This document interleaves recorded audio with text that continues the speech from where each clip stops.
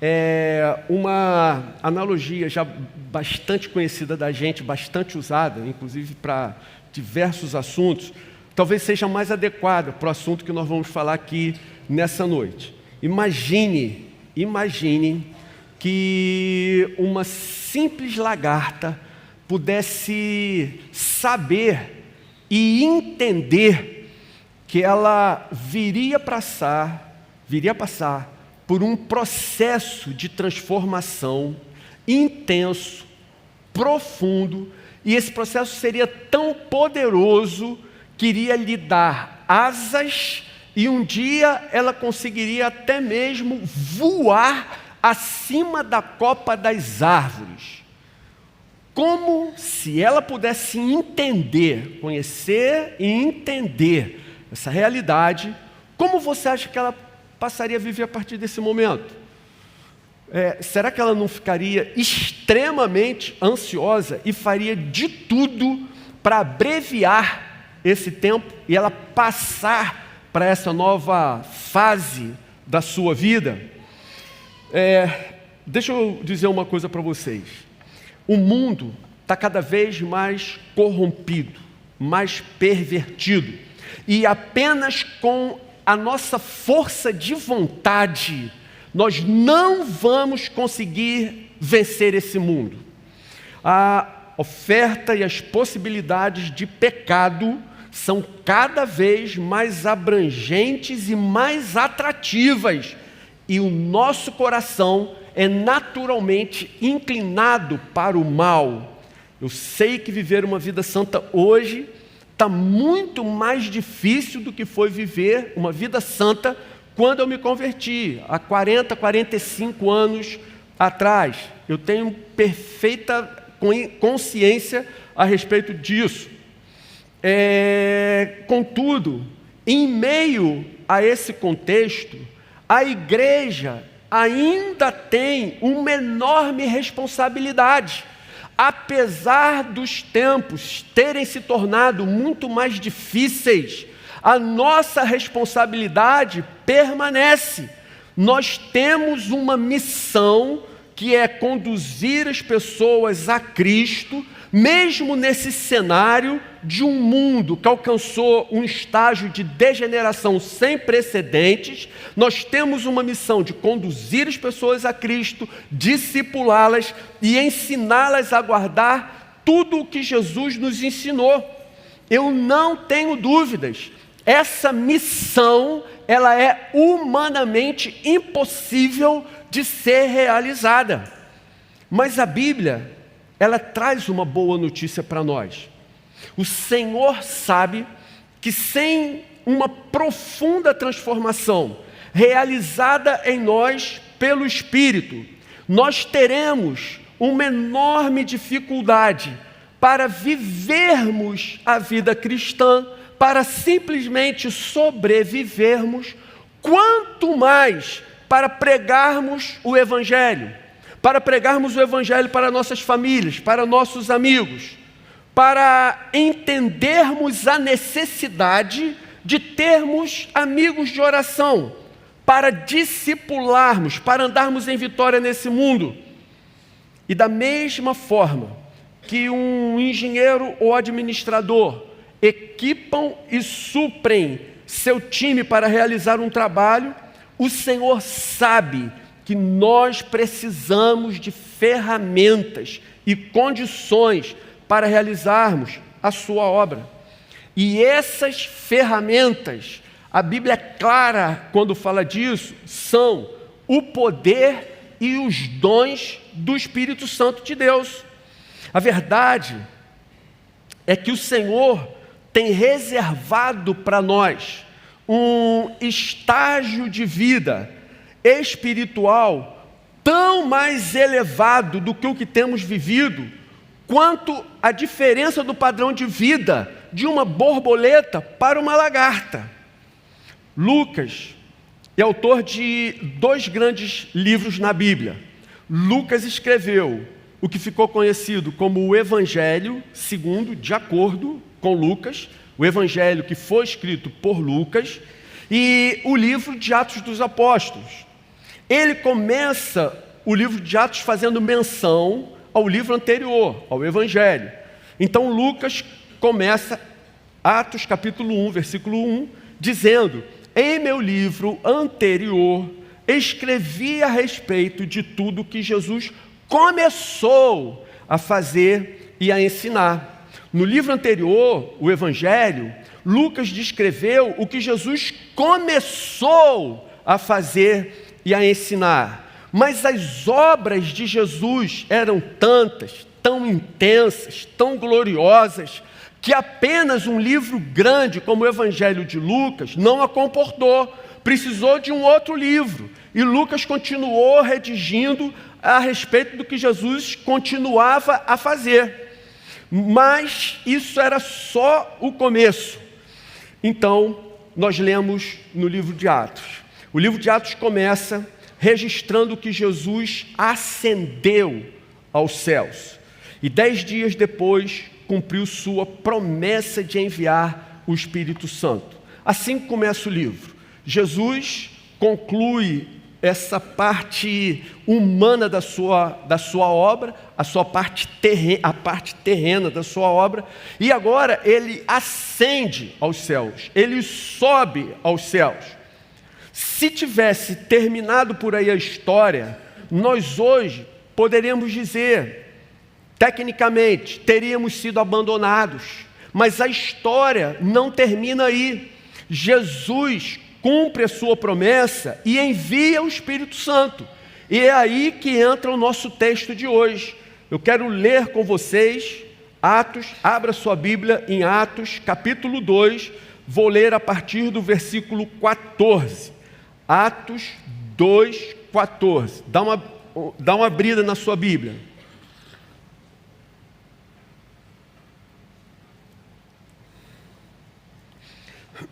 O texto diz assim: então Pedro levantou-se com os 11 e em alta voz dirigiu-se à multidão: homens da Judéia e todos os que vivem em Jerusalém, deixe-me explicar-lhes isto, ouçam com atenção. Estes homens não estão bêbados, como vocês supõem, ainda são 9 horas da manhã. Ao contrário, isso é o que foi predito pelo profeta Joel. Nos últimos dias, diz Deus, derramarei do meu espírito sobre todos os povos. Os seus filhos e as suas filhas profetizarão. Os jovens terão visões. Os velhos terão sonhos. Sobre os meus servos e as minhas servas derramarei do meu espírito naqueles dias, e eles profetizarão. Gente, infelizmente, falamos pouco sobre a pessoa do Espírito Santo. Eu reconheço o meu erro aqui, como pastor da igreja, de falar pouco sobre o Espírito. Nós vemos claramente na história, nós vemos ao longo do Antigo Testamento, de uma maneira muito bem definida, muito clara, a primeira pessoa da Trindade agindo em comunhão com o homem, realizando os seus grandes feitos e atuando como o grande protagonista da história. No Antigo Testamento é muito nítida a ação do Pai o tempo todo. Ele é o foco de todo o Antigo Testamento. Quando nós chegamos nos Evangelhos, agora foi a vez da segunda pessoa da Trindade entrar de uma maneira especial na história e se tornar o grande protagonista. Mas a segunda pessoa da Trindade, Jesus, também esteve entre nós aqui com um prazo de tempo definido. O Natal foi o momento em que Jesus, a segunda pessoa da Santíssima Trindade, entra na história. Ora, e nós fazemos muito bem em celebrar o Natal.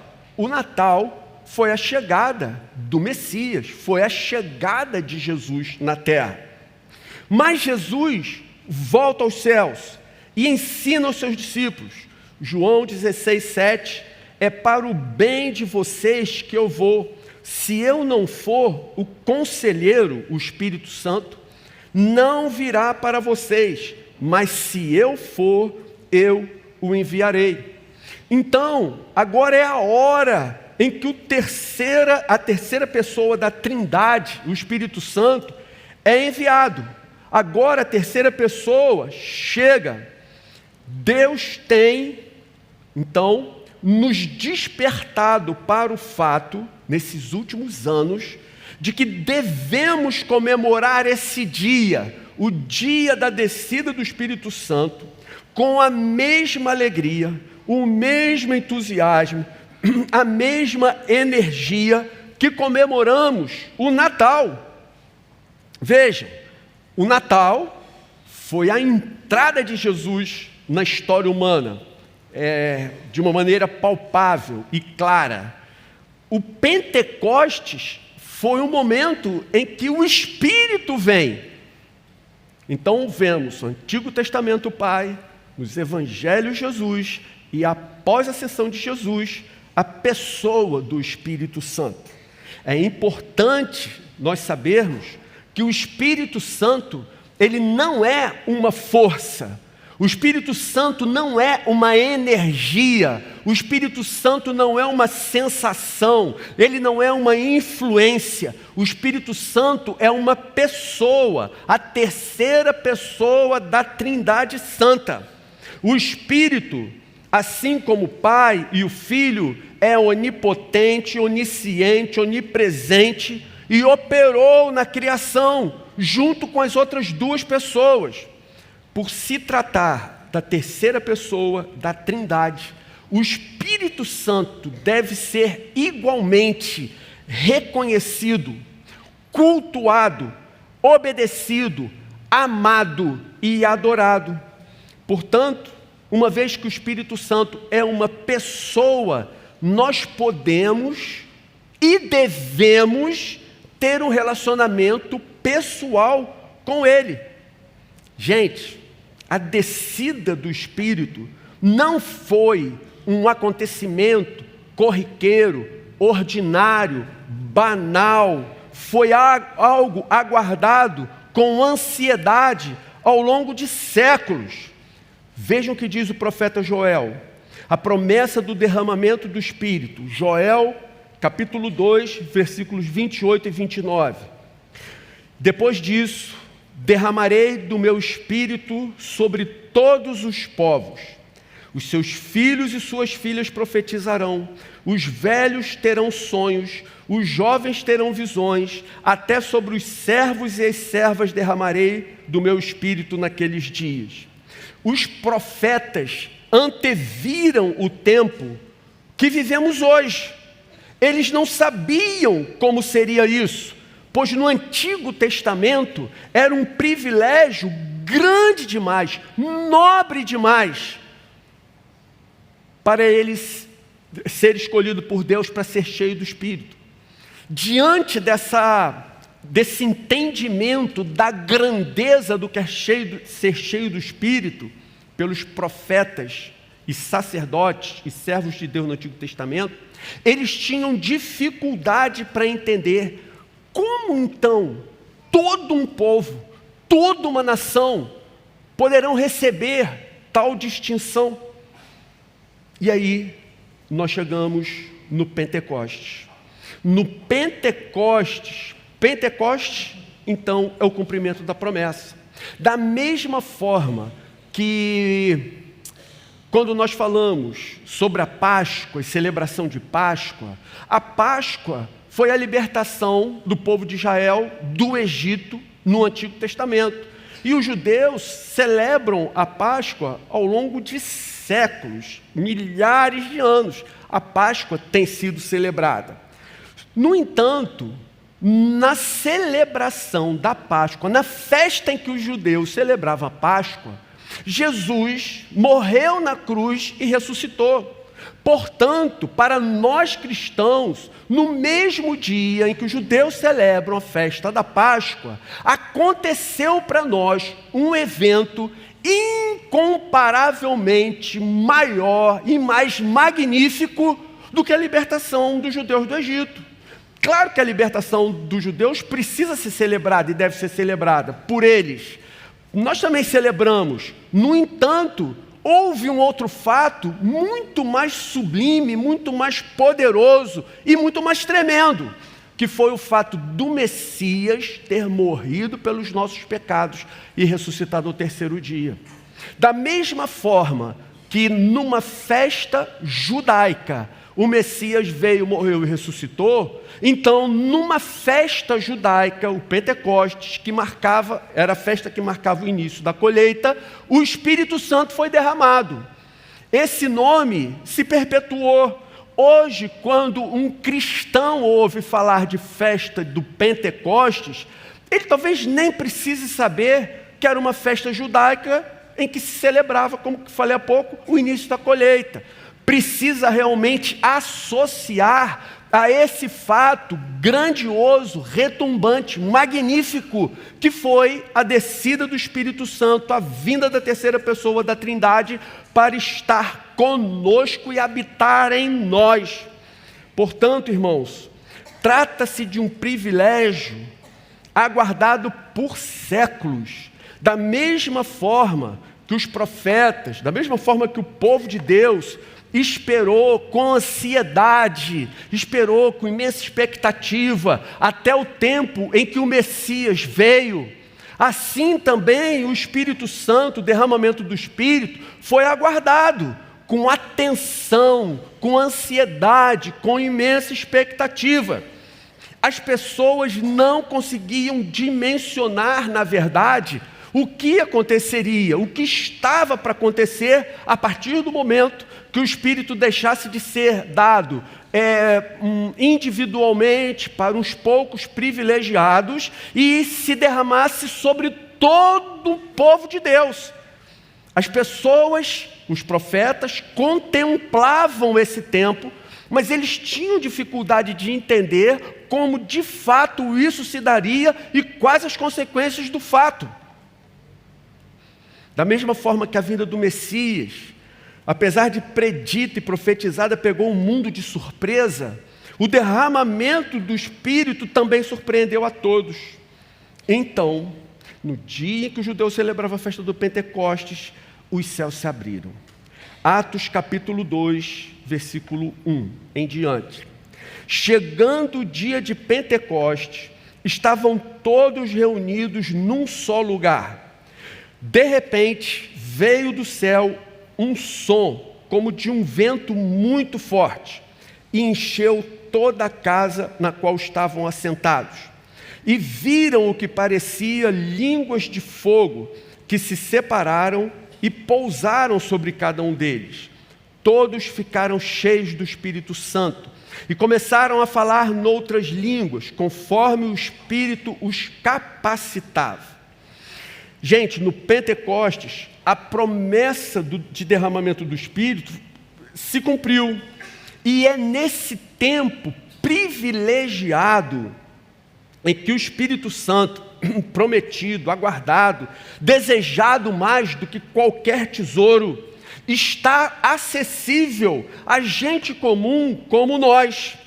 O Espírito vem cumprir sua missão de nos regenerar, nos guiar a toda verdade, nos consolar, nos dar poder para vivermos vidas santas e para sermos suas testemunhas. O Espírito sonda, escolhe, revela, conforta, convence, admoesta.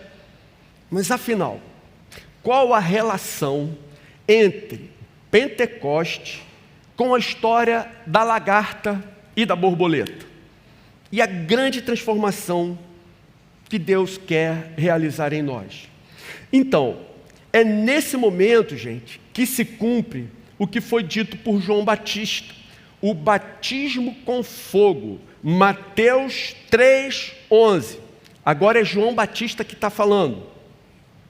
Eu os batizo com água para arrependimento, mas depois de mim vem alguém mais poderoso do que eu, tanto que não sou digno nem de levar suas sandálias. Ele os batizará com o Espírito Santo e com fogo. João batizava com água para arrependimento. Jesus, o Messias, quando ele viesse, ele batizaria com o Espírito Santo e com fogo. O que significa que nossos corações, depois desse batismo, iriam arder de uma maneira sobrenatural, de amor por Jesus e pelas pessoas, inclusive pelos nossos inimigos. Sem dúvida, essa é uma experiência espiritual subjetiva, mas absolutamente bíblica. O batismo com água é para arrependimento. Nós ficamos conscientes dos nossos pecados, da gravidade deles, nos arrependemos, tomamos a decisão de levarmos uma vida santa e então nos batizamos. O batismo com água, gente, é apenas o primeiro passo de uma longa caminhada que nós teremos. Eu sei que algumas pessoas ponderam no seu coração que precisam se preparar, precisam melhorar para serem batizadas. Mas você não encontra respaldo para isso na Bíblia. Esse dia nunca vai chegar. O que na verdade a Bíblia diz é que se você reconhece que você é um pecador, que por suas obras, seus méritos, você jamais alcançaria o céu, e se apenas Jesus, que por não ter pecado, se deu por amor a nós naquela cruz, morreu no nosso lugar, então Jesus nos salva, Ele sim nos conduz ao céu. Se você crê nisso, então não falta nada para você ser batizado, porque o batismo, ele vai marcar apenas o início da sua caminhada com Jesus. É o momento em que você diz: eu sou um pecador, para mim não tem mais jeito.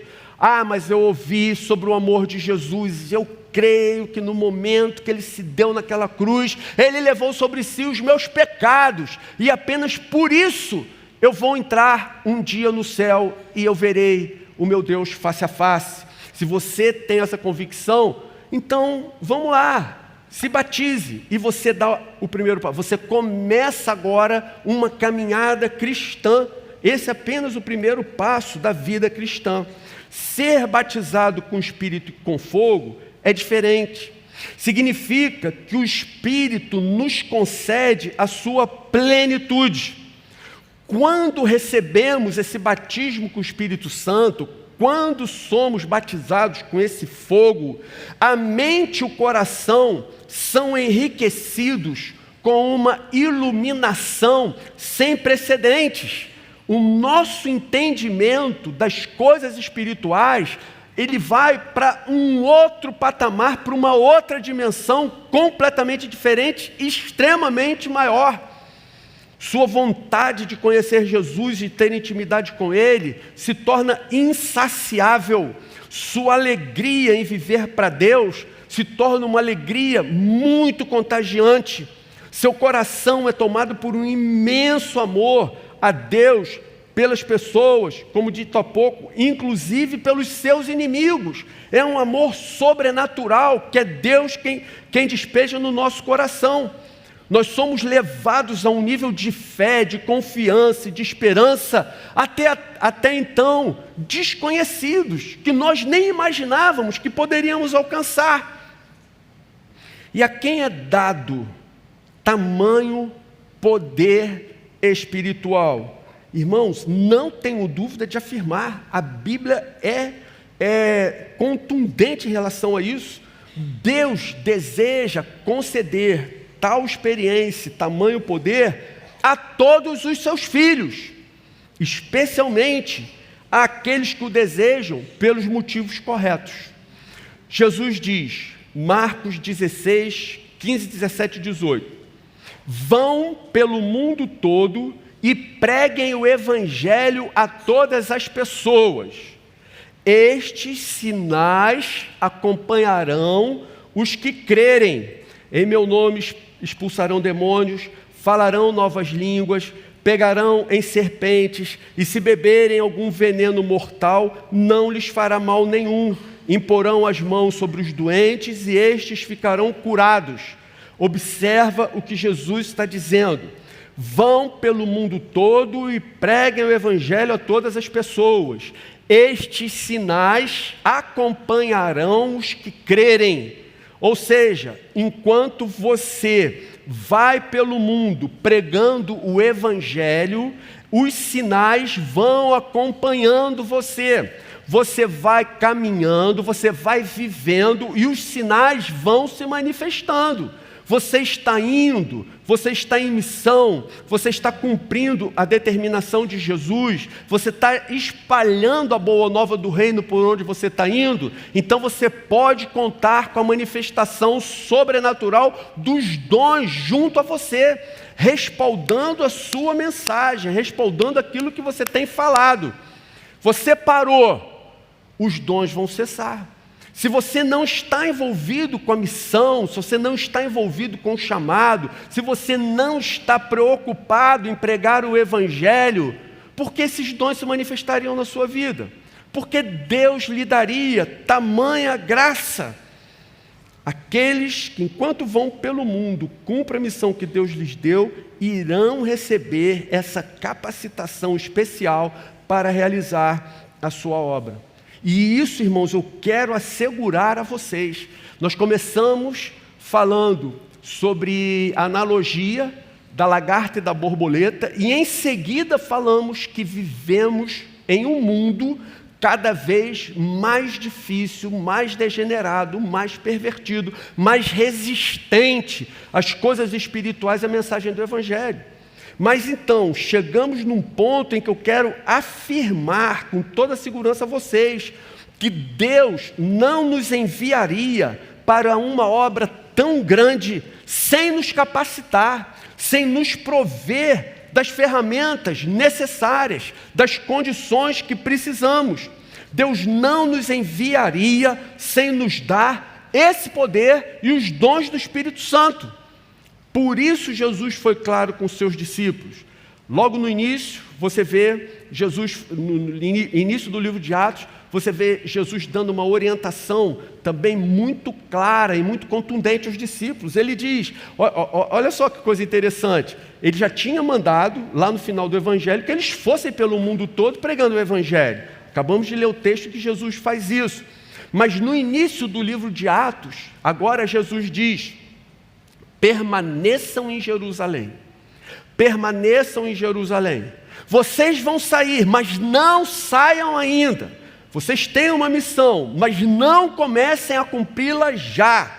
Permaneçam em Jerusalém. Fiquem em Jerusalém até que do alto vocês sejam revestidos de poder. E assim aconteceu. O apóstolo Paulo, em 1 Coríntios, capítulo 14, verso 12, diz: visto que estão ansiosos por terem dons espirituais, procurem crescer naqueles dons que trazem edificação para a igreja. Aqui, irmãos, eu quero mais uma vez reconhecer a minha falha como pastor da igreja, pelo fato de falarmos pouco sobre isso e instruirmos pouco a igreja, ou quase nada a igreja sobre isso. Eu fico até constrangido, eu jamais perguntaria para a igreja querida se você tem buscado, como o texto diz aqui, se você tem andado ansioso por ter dons espirituais, porque talvez nunca na sua vida você sequer tenha ouvido que existem tais dons. Falamos tão pouco, quase nada sobre isso aqui. E se você tem procurado crescer naqueles que trazem edificação para a igreja. Então, acho que um punhado de gente aqui talvez faça isso, e essa estimativa talvez ainda seja grande. Então, eu quero reconhecer isso e dizer que pretendo corrigir essa parte, com a permissão de Deus, sob a orientação de Deus. Mas vamos voltar ao versículo.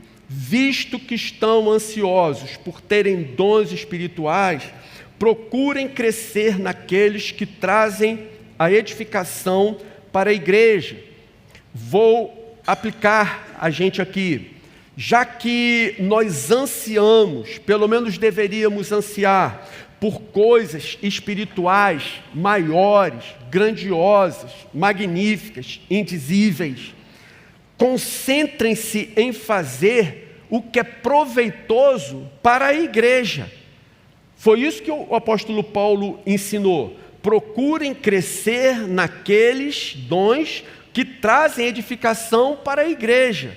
Se você tem interesse em crescer nessa área, então faça com a correta motivação do seu coração. Para que você quer receber tamanho poder, ter tamanha experiência, ser usado por Deus de uma forma sobrenatural, se não é para a edificação do seu próprio povo, se não é para a edificação da igreja, se não é para a propagação do evangelho?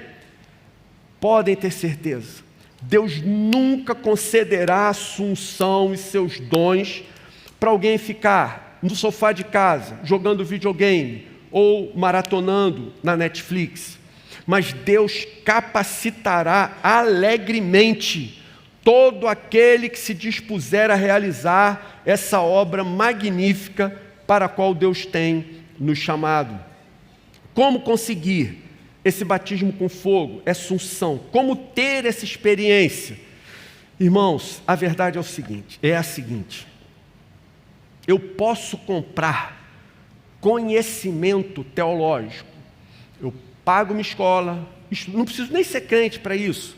Eu pago uma escola de teologia, se tiver realmente interesse, procuro uma boa escola, pago aos professores, leio os livros, faço as provas, ganho certificado, teólogo, vou além, continuo um curso de mestrado, mestre em teologia, vou mais, doutorado em teologia. Eu posso pagar por cursos que vão me ensinar teologia, vão me dar certificados. Eu posso pagar por cursos que ensinem a Bíblia. Hoje em dia, inclusive, existe uma linha de conhecimento que está sendo desbravada há não tanto tempo, chamada de teologia bíblica, em que nós estudamos a Bíblia, interpretamos a teologia de acordo com a própria Bíblia e vai por aí. Ou seja, eu posso comprar conhecimento bíblico. Mas quando nós nos referimos à questão do batismo com o Espírito Santo, ele jamais poderá ser obtido de uma forma assim. Ele tem um caminho completamente diferente. Isso não pode ser comprado. Quando o mágico Elimas, de Atos, viu tamanha manifestação de poder e quis comprar, uma terrível maldição veio sobre ele, e ele ficou completamente cego. Isso não se compra. O preço a ser pago é muito maior do que o dinheiro poderia comprar. Trata-se de uma experiência subjetiva e espiritual. Como disse João Batista, o batismo com o Espírito Santo é ministrado diretamente por Jesus. Percebe? Não tem como você marcar dia, hora. Quem toma a decisão, quem sabe o momento certo de fazê-lo, a pessoa, se a pessoa está na hora correta de receber, é Jesus. Não tem como a gente influenciar nisso. É impossível estabelecer uma espécie de fórmula. No entanto, irmãos, a Bíblia mostra alguns princípios que podem preparar os nossos corações para esse momento. Então, como ter essa experiência? O que eu posso fazer de prático que está ao meu alcance? Em primeiro lugar, quero dizer para você, deseje ardentemente. Deseje ter essa experiência ardentemente, com toda a força do seu coração. Jeremias 29:13, o Senhor diz: vocês me procurarão e me acharão quando me buscarem de todo o coração. Nesse caso, 5% jamais você conseguirá, 50% não é o suficiente, nem 95%. Você precisa desejar e buscar com 100% das suas forças, de todo o seu coração. não receberemos esse batismo se o buscarmos de forma displicente, sonolenta, desinteressada. Você já viu uma pessoa se afogando, ainda que não ao vivo, mas em filmes? Você já viu como a pessoa se debate em busca de oxigênio? Assim deve ser essa busca. Moody, evangelista, de 2 séculos atrás, ele relatou que ele se manifestou, ele orou a Deus, dizendo: Senhor, se o Senhor não me conceder esta bênção, eu morrerei. Depois que eu soube que isso existe, é possível, o Senhor quer nos dar, não consigo mais viver um dia sequer sem que o Senhor me conceda essa bênção. É com esse ardor no coração, é com essa vontade insaciável que tal experiência deve ser buscada. Você gostaria de ter? Então lute com Deus, clame, suplique, insista até que você o receba. Mas eu quero fazer uma consideração ainda. Quando meus filhos eram pequenos, lógico, toda criança gosta de brincar com os pais, de se esconder. Aí ele se escondia e a gente, quando queria, a gente achava. E quando era a hora da gente se esconder, se de fato, você que é pai, se você se escondesse de verdade dos seus filhos, eles o achariam? Não. Se você se escondesse de verdade, eles nunca te achariam. Mas quando nós brincamos de esconder com nossos filhos, nós não estamos querendo que ele não nos ache. Nós não queremos sumir de fato. O que nós queremos é aquele momento em que nós nos deixamos achar, e aí ele vem, dá um abraço, fica feliz, a gente abraça, e, enfim, é um desses momentos maravilhosos da vida que a gente leva na memória para todo sempre. Ou seja, quando Deus quer ser buscado, Ele não está se escondendo de nós, porque se o tivesse, nós jamais o acharíamos. A verdade é que o Senhor quer ser achado, o Senhor quer ser encontrado, Ele fica feliz em se deixar achar, Ele apenas age assim para que nós venhamos a dar importância a esse momento do encontro, para que não se torne algo que no nosso coração nós venhamos a desprezar, achar que, perdoe repetir a palavra, achar que foi um encontro ordinário, normal, corriqueiro, que pode acontecer a qualquer momento, de qualquer forma, apesar de não estarmos sequer buscando ou interessados. Então, essa busca precisa se dar com intensidade, com desejo ardente de encontrá-lo, mas não se esqueça, tudo que o Senhor quer é ser achado. Ele está ansioso para ser achado por nós e nos abraçar e nos pegar em seu colo. Segundo lugar, busque humildemente. Veja o que diz o apóstolo Paulo, 1 Coríntios 12, 31. Busquem com dedicação os melhores dons. Então, irmãos, mais uma vez, nem posso perguntar se vocês têm buscado com dedicação os melhores dons, que eu tenho certeza, muita gente aqui sequer ouviu falar de dons na vida. Talvez numa leitura e não tenha, numa leitura bíblica pessoal, e nem tenha entendido, porque nunca foi explicado aqui na igreja. Mas se acreditamos que toda a Bíblia é a palavra de Deus, vou repetir essa frase. Na verdade, eu vou mudar uma palavra aqui. Uma vez que acreditamos que toda a Bíblia é a palavra de Deus, nós precisamos reconhecer que temos errado nesse ponto. Temos sido negligentes. Busquem com dedicação os melhores dons.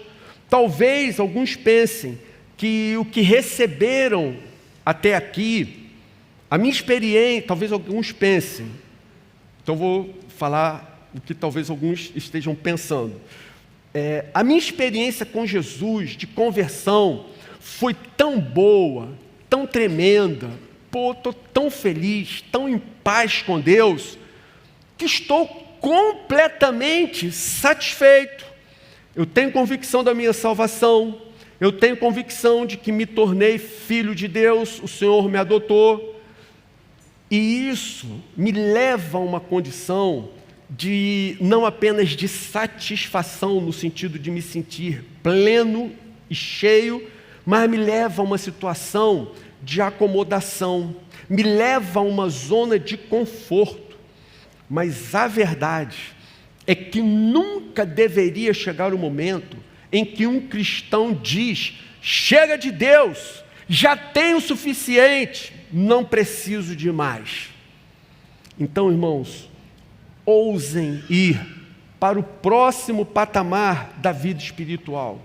Busquem tal experiência, busquem os dons espirituais, mas façam isso com dedicação, façam isso com zelo. Terceiro lugar, prepare o caminho pelo arrependimento. Mateus 3, de 1 a 3. João Batista. Naqueles dias, surgiu João Batista pregando no deserto da Judéia. Ele dizia: arrependam-se, arrependam-se, pois o reino dos céus está próximo. Versículo 3 diz: este é aquele que foi anunciado pelo profeta Isaías, voz do que clama no deserto, preparem o caminho para o Senhor, façam veredas para Ele. Gente, olha que texto tremendo, olha o que ele nos ensina. João Batista a vida de João Batista e sua missão foram preditas, previstas, anunciadas pelo profeta Isaías. Então, Isaías Isaías profetiza, ele diz, antevendo: antes que o Messias venha, um profeta será levantado. Esse profeta será levantado para preparar as circunstâncias para que o Messias efetivamente venha e realize a sua obra. Quem é esse profeta? João Batista. Ele está preparando o caminho para que o Senhor venha. E como é essa preparação? Como é sua mensagem? O que ele está pregando? O que ele está dizendo? A mensagem é: arrependam-se, arrependam-se. Então, o que acontece? A mensagem de João Batista era essa: preparem o caminho para que o Senhor venha. Como? Através do arrependimento. O arrependimento, gente, é a moto niveladora que aplana os montes e aterra os vales. O arrependimento, essa moto niveladora que prepara o caminho por onde o Senhor chegará, que remove o entulho do pecado dos nossos corações, que apara as arestas da nossa arrogância, que tira os obstáculos do nosso egoísmo. Quando João Batista construiu a estrada, quando ele preparou as circunstâncias, Jesus veio ao seu encontro. Essa é a realidade, irmãos. O Senhor está vindo. Preparem o caminho, esperem com perseverança, Ele virá. Agora, quando foi a última vez que você agiu assim? Quando foi a última vez que você deixou tudo de lado para dedicar seu tempo, sua energia, limpando o caminho para que o Senhor viesse? Igreja, desafio você a deixar seu coração ser quebrantado pelo Espírito. Não há fórmula para recebermos a plenitude do Espírito de Deus, mas através do arrependimento podemos preparar o caminho para que o Senhor venha. E quarto lugar, peça confiantemente. Veja, esse texto é um texto clássico de oração. Lucas, capítulo 11, de 9 a 13. Você pode abrir a sua Bíblia? Lucas, capítulo 11, dos versículos 9 ao versículo 13.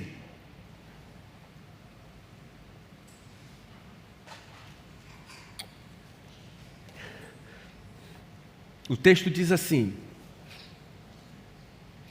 peçam e lhes será dado, busquem e encontrarão, batam e a porta lhes será aberta. Pois todo o que pede recebe, o que busca encontra, e aquele que bate, a porta será aberta. Qual pai entre vocês, se o filho lhe pedir um peixe, em lugar disso lhe dará uma cobra? Ou se pedir um ovo, lhe dará um escorpião? Se vocês, apesar de serem maus, sabem dar coisas boas aos seus filhos, quanto mais o Pai que está nos céus dará o Espírito Santo a quem o pedir. Vejam, irmãos, olha que coisa interessante. Esse texto, ele é usado para oração de uma maneira geral, num sentido genérico. E lógico, faz sentido, está correto. Peçam, lhe será dado, busquem, encontrarão, batam e a porta lhe será aberta, todo que pede recebe, o que busca encontra, e aquele que bate, a porta será aberta. No entanto, nesse contexto de oração, Jesus chama atenção para algo muito especial, muito peculiar. Vejam, nós lemos o Evangelho de Lucas no capítulo 11. Jesus está onde? No começo das suas obras. Ele ainda está começando o seu ministério. E ele se refere ao Espírito Santo, que é algo que aconteceria lá no futuro, no livro de Atos. Mas ele já diz aqui: ora, vejam, orem. Deus vai ouvir a oração de vocês. Mas façam essa consideração. Vocês são maus, somos humanos, nossos corações são inclinados para o mal. Ora, se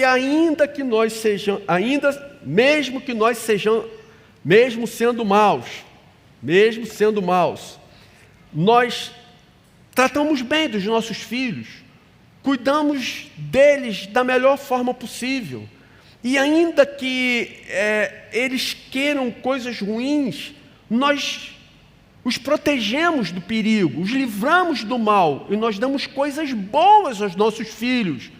Então Jesus usa esse argumento para dizer: imagina, se independente do que você está pedindo, Deus não dará o Espírito Santo àqueles que estão desejando. Percebe? Gente, isso daqui é uma coisa maravilhosa demais. Isso aqui é um mistério que foi escondido ao longo de séculos. E só depois da vinda de Jesus, em especial da descida do Espírito, que se tornou algo compreensível para nós. Ele quer nos capacitar. Ele deseja nos encher dele mesmo. Ele quer nos dar mais e mais do seu Espírito. Então, quando você orar, quando você pedir, quando você clamar, faça com confiança, porque Ele quer se dar. Então eu quero terminar dizendo que se a lagarta soubesse que um dia ganharia asas e voaria acima das árvores, certamente ela guardaria esse dia com imensa ansiedade. Ela desejaria que essa transformação se passasse nela imediatamente. Ela faria de tudo ao seu alcance para abreviar o tempo e passar logo para o próximo estágio da sua vida. E agora? E agora que você sabe que Deus tem muito mais para você? E agora que você sabe que Deus tem reservado para os seus filhos um nível de vida espiritual muito acima do que você poderia imaginar, e que isso está à sua disposição, se você de fato desejar e o buscar. O livro de Atos, gente, é o único livro da Bíblia que não tem um final. Depois você observa lá. O livro de Atos não tem uma saudação final, não tem uma conclusão, não tem um fechamento. Por quê? Porque o livro de Atos, ele inaugurou uma nova era da história da humanidade. A partir do livro de Atos, que o Espírito Santo veio habitar conosco e em nós, o Espírito começou a realizar uma obra tremenda através dos seus servos. Então ele realizou essa obra tremenda através dos apóstolos, dos discípulos dos primeiros séculos, logo ali no início do cristianismo, que é o que está registrado no livro, mas os atos do Espírito através dos discípulos continuam sendo feitos, continuam sendo realizados. Foram realizados através da história, foram realizados através dos servos de Deus ao longo das eras, e agora chegou a nossa vez. Agora é a minha hora e agora é a sua hora. Deus quer nos usar, Ele quer nos capacitar, Ele quer que nós nos coloquemos em suas mãos para que nós sejamos instrumentos de manifestação da sua glória. Então, eu gostaria de encerrar orando com vocês.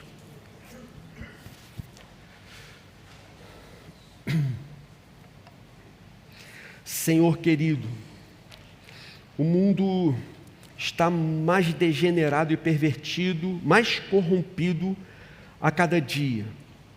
E nós entendemos e reconhecemos que apenas com os nossos esforços pessoais, apenas com a nossa força de vontade, nós não teremos a menor chance.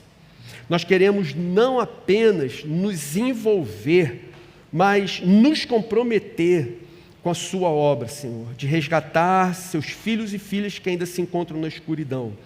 Porém, reconhecemos que sem a assunção, sem o poder do Espírito e sem os dons, nós não conseguiremos. Nós precisamos do Espírito vivendo em nós em plenitude. Nós precisamos que o Senhor derrame sobre nós o poder do alto para darmos continuidade a tudo que o Senhor fez no livro de Atos através dos seus servos. Uma vez que sabemos que a conversão não é a única experiência espiritual que podemos ter, muitas outras estão ao nosso alcance.